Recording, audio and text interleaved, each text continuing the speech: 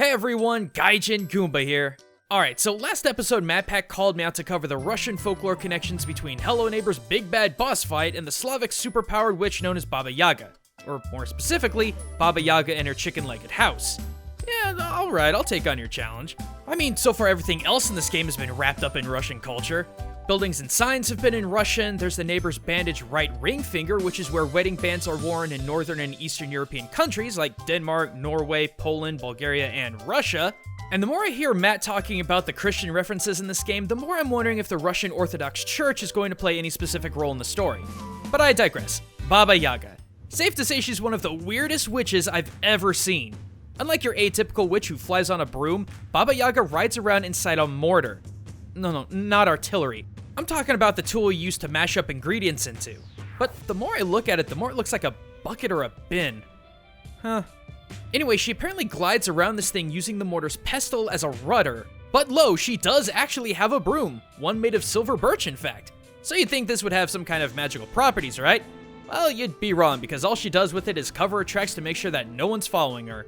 Now, I'm sure I've already lost some of you guys, and I mean, I don't blame you. When I first started researching this gal, I was kind of at a loss at how any of this has anything to do with Hello Neighbor. But believe it or not, gang, it actually does, intentional or otherwise. Most fans might recall a special glitch that allowed the player character to float around in the air, which was predominantly the only way players could see the rest of the map and figure out where the walls were. All one had to do was correctly position themselves in a trash can, crouch to squeeze in, and then jump, allowing the player to float up indefinitely. Starting to see some parallels? Remember, Baba Yaga floated around in a mortar, but in the majority of the artistic representations I've seen of her, Baba Yaga looks like she flies around in more of a bucket or even a can more than anything else. Also remember that Baba Yaga actually needed a pestle to steer her vessel lest it just float up. Similar to how in game you have no way of propelling yourself forward, all you can do is float straight up. So, in theory, this glitch may actually be a cleverly hidden reference to the old hag.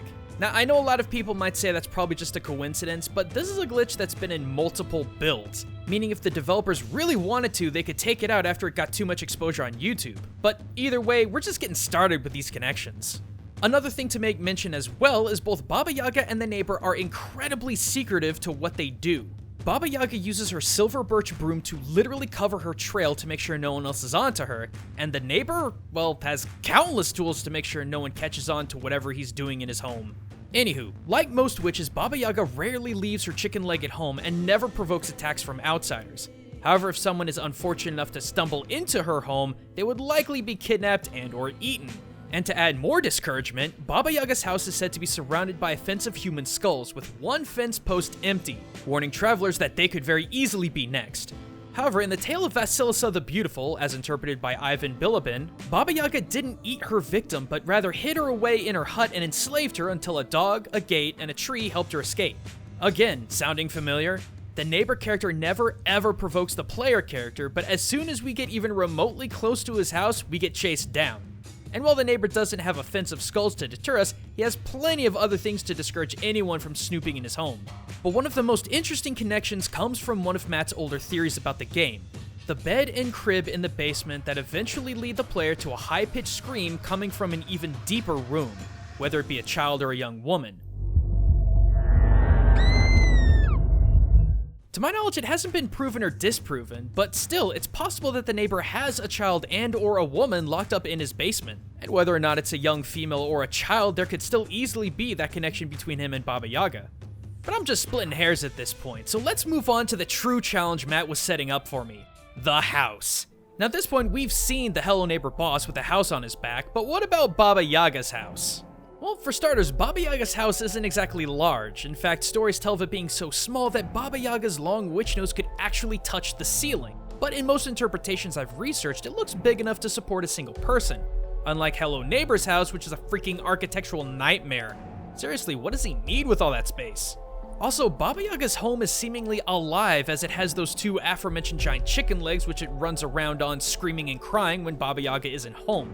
But why chicken legs of all things? Well, that actually comes from how structures were built by ancient Siberians and Slavic folk. These small log cabins were constructed on top of anywhere between 1 to 6 closely grown trees with a cutoff for the foundation about 8 to 10 feet off the ground.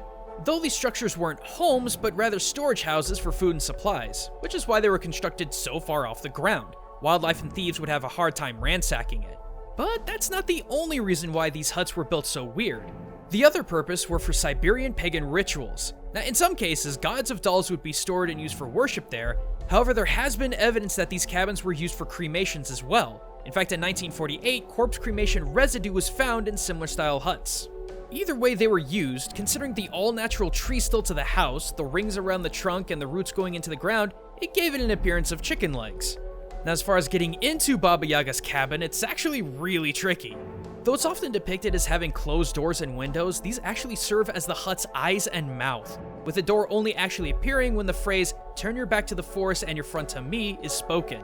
Otherwise, the hut will actually get up, run around screaming like a child until Baba Yaga comes. So what does this have to do with the big old Hello Neighbor boss? Well, quite a bit actually. First of all, before the encounter even begins, Giant Boss Neighbor cries out at you in a high screamy voice. Possibly similar to how Baba Yaga's house would scream at anyone who approached it when she wasn't home. Next, we discover that the neighbor has a house on wooden stilts on his back. However, it's not his own house like I first thought it was, but instead a very, very small house, almost like a cottage, just like Baba Yaga's hut. In fact, once you get into the house on the neighbor's back, you discover that it's actually just a single room structure. Again, just like Baba Yaga's home, and just like the ancient Siberian structures built for storage. Also within the boss room itself, there is yet another small hut on wooden stilts. And when you finally have access to it, you discover that there's a cake with one slice out in 3 parts together, a random bathtub, some pictures, and a whole lot of candles. Probably something for Matt to cover on later. But just like the old Slavic storehouses, this house seems to be more for storage than for living. And considering how many candles are placed on that back wall, it does make me wonder if there are any connections to either pagan rituals or even the previously mentioned cremations, considering how much fire is inside the freaking building. So there you have it, Matt! While at first glance I really wasn't sure if there was much to the neighbor Baba Yaga connection, it seems like there really was, in theory anyway. And if there is a connection between Baba Yaga and Hello Neighbor, I'd say keep a lookout for 3 potential characters, because apparently Baba Yaga had 3 riders at her beck and call. The White Horseman of Dawn, the Red Horseman of the Sun, and the Black Horseman of Midnight. Seriously, this gal's resourceful. Anyway guys, before I head out, I need to give a quick shout out to this episode's sponsor, Verve. Now, you might have heard of these guys, but if not, Verve is a brand new video streaming service that houses several different channels in their combo pack, including Crunchyroll, Funimation, Rooster Teeth, Mondo, and a bunch more, with shows like Hidden America, Cyanide and Happiness, Harmon Quest, My Brother and Me, and the newly released Last Man from Mondo, many of which are available right now and free. But why settle for waiting on new episodes? You can actually get a 30-day free trial by visiting the link in the description to get early access to all of Verve's great programs. That's 10 channels worth of content free for 30 days. Even after the free trial, you're still getting a $40 value for less than $10. And personally, I think it's worth it just for Funimation and Crunchyroll alone, but there's a lot more to check out. But in the meantime, everyone, thanks for watching. Myself, Matt, and even Austin have made some pretty intense theories about Hello Neighbor, so go check them out if you missed them. Or you can head on over to my channel and check out some of my other independent culture and gaming analysis videos. But either way, gang, until next time, this is Gaijin Goomba, signing out.